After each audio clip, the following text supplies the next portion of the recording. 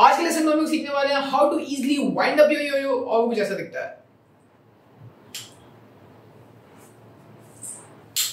तो चलिए पाठशाला शुरू करते हैं।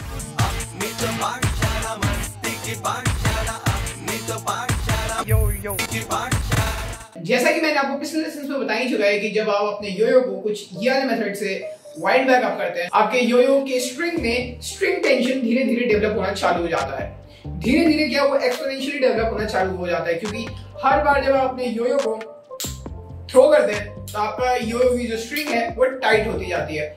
लेकिन जब आप उसे इस तरीके से वाइंड अप करते हैं तो हर रैप करते टाइम वो स्ट्रिंग और टाइट होती जाती है, जिससे योयो में स्ट्रिंग टेंशन और भी जल्दी डेवलप हो जाता है और जिसको मैनेज करना मुश्किल पड़ता है। इसीलिए हम लोग उसे वाइंड अप टेक्निक्स का इस्तेमाल करते हैं योयो करते टाइम। उसमें से ये one of the most common use technique है योयो को वाइंड बैक अप करने के लिए। तो इस टेक्निक को करने के लिए आपको क्या करना है, अपने योयो को ऐसे स्टिल रखना है कुछ इस तरीके से। उसके बाद आपको क्या करना है, अपनी इंडेक्स फिंगर लेनी है, उसको अपने योयो के स्ट्रिंग के आगे रखना है और अपने योयो हैंड को ऐसे नीचे लाना है आगे की तरफ से। उसके बाद अपने पाम से योयो को ग्रैब कर लेना और स्टिल कर देना है, क्योंकि अगर आप इसे फ्री छोड़ेंगे तो देखिए ये जैसे घूम रहा है। इसको आपने स्टिल कर दिया। स्टिल करने के बाद आप देखेंगे आपने जब अपने योयो को ग्रैब किया है, आपकी मिडिल फिंगर से ये स्ट्रिंग आ रही है, उसको आपको योयो के गैप में फीड करना है फ्रंट से। आप चाहें तो इसे ऐसे पिंच भी कर सकते हैं अपने इंडेक्स फिंगर और थंब से, और ये तीन हाथ से अपने योयो को ग्रैब किया ताकि वो घूमना बंद कर दे। उसके बाद ये आपको ये ध्यान रखना है, अपना नॉन डोमिनेंट हैंड ऊपर होगा, हमेशा एकदम वर्टिकली अप होगा, कुछ ऐसे या ऐसे नहीं, मतलब टेढ़ा मेढ़ा नहीं, तो ऐसे वाइंड अप करने में आपको दिक्कत आएगी, आपका योयो स्ट्रिंग से गिर जाएगा।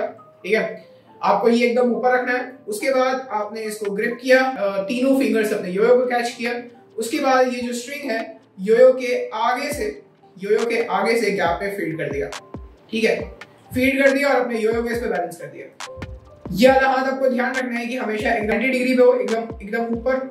उसके बाद आपको क्या करना है, ये दोनों, ये जो पिंच है और ये जो इंडेक्स फिंगर है, इनके हाइट स्विच कर देना है और उसके बाद आपको अपने नॉन डोमिनेंट हैंड से ये योयो को कैच कर देना है।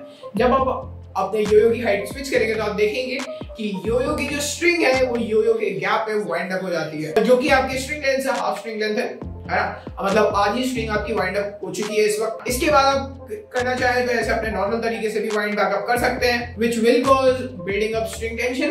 मतलब अगर आप स्ट्रिंग वाइंड बैक अप करते हैं तो उससे भी थोड़ी बहुत स्ट्रिंग टेंशन डेवलप होगी, लेकिन उतनी नहीं होगी जितनी आप अगर उसको पूरा स्टार्ट से करते हैं। एक जो आपको दिक्कत आएगी इसको करते टाइम वो ये है कि जब आप अपने इंडेक्स फिंगर से ऐसे आपने रखा है और इसने आपने माउंट किया, अगर आपका हाथ सीधा नहीं होगा, कुछ टेढ़ा मेढ़ा होगा, तो आप देख सकते हैं ये योयो जो है स्ट्रिंग पे रेस्ट नहीं करना चाहेगा। ये जैसे कि आपने इस पे अभी बैठा दिया, उसके बाद आप हाइट स्विच कर रहे हैं और आपका हाथ अगर टेढ़ा मेढ़ा है तो आपका योयो स्ट्रिंग से गिर जाएगा। योयो स्ट्रिंग से गिर जाएगा मतलब योयो माउंट से बेसिकली गिर जाएगा। तो इसके लिए आपको ये चीज ध्यान रखनी है कि ये वाला जो प्लेन है वो एकदम एक वेल की तरह हो, मतलब जैसे एक कुएं से आप पानी निकालते हैं, उसका वेल एकदम ऐसे स्ट्रेट होता है, पुली और बकेट एकदम स्ट्रेट होता है, कुछ उसी तरीके से आपका भी हाथ एकदम यहाँ स्ट्रेट होना चाहिए, एकदम 90 डिग्री बनना चाहिए। एक चीज और, आपको इससे ज्यादा फर्क नहीं पड़ता कि मान लीजिए इसमें ट्विस्ट्स हैं या टर्न्स हैं, है ना, उससे ज्यादा फर्क नहीं पड़ता जब तक कि आप चीजें सही से कर रहे हैं। मतलब इसका मतलब जरूरी नहीं है कि ये वाली स्ट्रिंग एकदम स्ट्रेट हो, ऐसे वाइंड अप भी हो तो कोई दिक्कत नहीं होती है। वैसे इस चीज का ज्यादा कोई मतलब है नहीं, अब दोनों बातें बराबर ही, ये बस मैंने आपको बता दिया। तो आपको क्या करना है, अपने इंडेक्स फिंगर को ऐसे एकदम स्ट्रेट रखना है, योयो को मिडिल फिंगर से जो स्ट्रिंग आ रही है उसको योयो के गैप में फ्रंट से फीड करना है। उसके बाद आपको योयो को माउंट कर देना है। माउंट में अगर आपका योयो गिर जा रहा है इसका मतलब आपका हाथ टेढ़ा मेढ़ा है। अगर आपका हाथ टेढ़ा है तो उसे आप सीधा करें सबसे पहले। उसके बाद आप क्या करें, पिंच करें, तो दोनों हाथों की हाइट है उसे स्विच कर दें, मतलब ये नीचे आएगा, ये वाला हाथ नीचे जाएगा, ये वाला हाथ ऊपर आएगा। हाइट स्विच किया आपने। उसके बाद देखिए ये वाले माउंट में आपका योयो बहुत वल्नरेबल होता है, मतलब यहाँ पर वो गिर सकता है, तो आप तुरंत इसे कैच कर लिया अपने नॉन डोमिनेंट हैंड से ताकि ये योयो के माउंट से गिरे नहीं। इसके बाद आप अपने नॉर्मल तरीके से योयो को वाइंड बैक अप कर सकते हैं। एक चीज आपको ये ध्यान रखनी है कि अगर आपका योयो मान लीजिए आधा वाइंड अप हो गया और वो कुछ इस तरीके से वाइंड अप हुआ है, तो आप ये ध्यान रखें कि जो नेक्स्ट टाइम आप वाइंड अप करेंगे कुछ अपनी फिंगर लगा के उल्टे तरीके से वाइंड अप ना कर दें। अगर मान लीजिए हाफ योयो स्ट्रिंग जो ये टेक्निक से वाइंड अप हुई है वो कुछ इस तरीके से हुई है और आपने नेक्स्ट जो वाइंड अप कर दिया वो एंटी क्लॉकवाइज डायरेक्शन में और कुछ इस मोशन में कर दिया, तो आप देखेंगे योयो एक बार स्नैप करता है। मतलब आपका यो बीच रास्ते में ही ऊपर आ जाएगा, नीचे तक स्लिप नहीं करेगा। इसके बाद मैं आपको एक तरीका दिखाने वाला हूँ जिसमें आपकी स्ट्रिंग टेंशन बिल्कुल ना के बराबर बिल्डअप होगी। वो भी इसी टेक्निक से किया जाता है। वो टेक्निक कुछ इस तरह से वर्क करती है कि जब आपने अपने योयो को हाफ वाइंड बैक अप कर दिया और यहाँ कैच कर लिया अपने हाथ में, और यहाँ पर आधी स्ट्रिंग जो है आपकी वो बची हुई है वाइंड होना, और आधी स्ट्रिंग आपकी योयो में पहले से वाइंड अप हो चुकी है। तो इस टेक्निक में आप क्या करते हैं, जो स्ट्रिंग रैप्ड है योयो में उसी के थ्रू अपने योयो को थ्रो करते हैं। मतलब ये वाली स्ट्रिंग को इग्नोर कर दिया है ना, अपने योयो को हाथ में कैच कर लिया और उसके बाद अपने योयो को नीचे थ्रो कर दिया। तो आप देखेंगे कि आपका योयो अभी भी स्पिन कर रहा है, धीरे स्पिन कर रहा है लेकिन कर रहा है। और अगर आप अपने योयो को इनफ पावर से थ्रो करते हैं तो आप देखेंगे कि ये जो योयो स्पिन कर रहा है हाफ स्पिन में, वही वो इनफ है योयो को ऊपर बुला लेने के लिए एक टक से। मैं फिर से आपको करके दिखाता हूँ। आपने अपने योयो को क्या किया है, आधा वाइंड बैक अप किया, कैच कर लिया है। यहाँ पर वाइंड बैक अप करते टाइम आपने ये ध्यान रखा है कि आपका हाथ टेढ़ा मेढ़ा ना हो ताकि आपका योयो माउंट पे स्टिल रहे। उसके बाद क्या किया है, उसके बाद आपने योयो को यानी स्ट्रिंग को इग्नोर कर दिया बेसिकली। उसके बाद आपने योयो को डायरेक्टली कैच कर लिया है, थ्रोइंग पोजीशन पे रखा है और योयो को थ्रो किया। अब इस योयो को थ्रो करते टाइम आपको ये ध्यान रखना है, जो योयो की जो स्ट्रिंग है वो right off the bat unwind नहीं करेगी। कुछ टाइम जब आप थ्रो करेंगे तो कुछ टाइम तक ये स्ट्रिंग सीधी ही रहने वाली है। उसका थोड़ा मतलब उसकी थोड़ी फीलिंग अलग होती है। तो योयो है वो जो right off the bat yoyo से अनवाइंड नहीं होता है, इसलिए आप उसको थोड़ा आगे की साइड से थ्रो करेंगे तो बेटर रहेगा।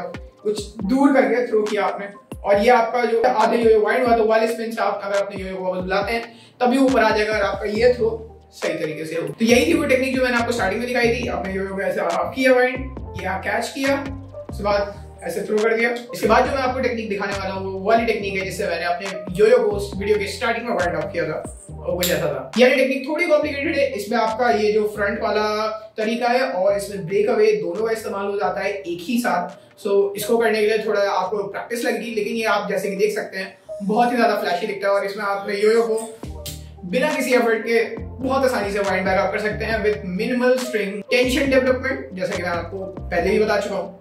तो ठीक है, इसको करने के लिए सबसे पहले आपको क्या करना है, आपने अपने योयो को ऐसे अपने बॉडी के प्लेन में रखा, ठीक है। उसके बाद अपने योयो को हाफ वाइंड बैक अप किया, है ना। उसके बाद आपका योयो ये मोशन में ब्रेक अवे की मोशन में रेडी हो चुका है। आपका स्ट्रिंग जो है कुछ ऊपर से आ रहा है, आपको कुछ नहीं करना है, अपने योयो अपने हाथ को ऐसे पुल कर देना है, अपने योयो को ऐसे थ्रो कर देना है।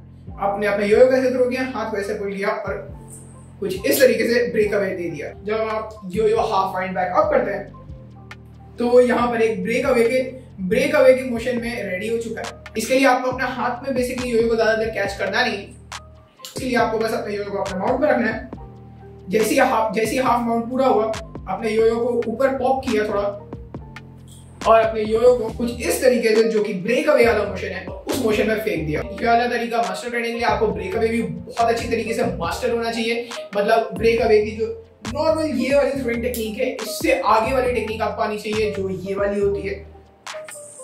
अभी आप अपने योयो को एफिशिएंटली वापस बुला पाएंगे without developing much string tension. एक बार मैं फिर से आपको करके दिखाता हूँ, लेकिन आप ध्यान रखेंगे कि ये वाली टेक्निक को करने के लिए आपको थोड़ी प्रैक्टिस ज्यादा होनी चाहिए, ठीक है। तो सबसे पहले अपने योयो को अपने बॉडी के पैरेलल रखा, हाइट स्विच किया, उसके बाद कैच ना भी किया तो चलेगा। आपने अगर योयो को पकड़ लिया तो आप देख सकते हैं कि किस तरीके से ये ब्रेक अवे के मोशन के लिए रेडी है, ठीक है। क्योंकि योयो की स्ट्रिंग जो है वो योयो के ऊपर से आ रही है, जैसा कि यहाँ से आप देख सकते हैं, ठीक है। आधी स्ट्रिंग वाइंड अप है, इसका मतलब आपको आधे स्ट्रिंग का ही स्पिन टाइम मिल पाएगा, इसलिए आपको उस हिसाब से इसे थ्रो करना है। योयो को थ्रो आपका कैसे होगा, योयो आपका थ्रो कुछ इस तरीके से होगा और जो आपका थ्रो हैंड है उसके ऊपर से जाएगा कुछ इस तरीके से, और इसके बाद आप उसे वापस बुला सकते हैं कुछ इस तरीके से। तो यही था lesson on how to quickly wind up your yoyo. अगर आपको पार्ट अच्छा लगा, मजा आया तो वीडियो को लाइक कर देना, अपने दोस्तों के साथ शेयर कर देना, कमेंट्स में बता देना कि मैंने ट्रिक सीख ली है या नहीं सीख पाया। यहाँ मेरे सोशल मीडिया के लिंक्स आ रहे होंगे एज अ होमवर्क, तुम अपनी ट्रिक अपलोड करके मुझे टैग कर सकते हो यहाँ पर। मैं मिलूंगा आपसे पार्ट चला के नेक्स्ट सेशन में, तब तक के लिए नमस्ते।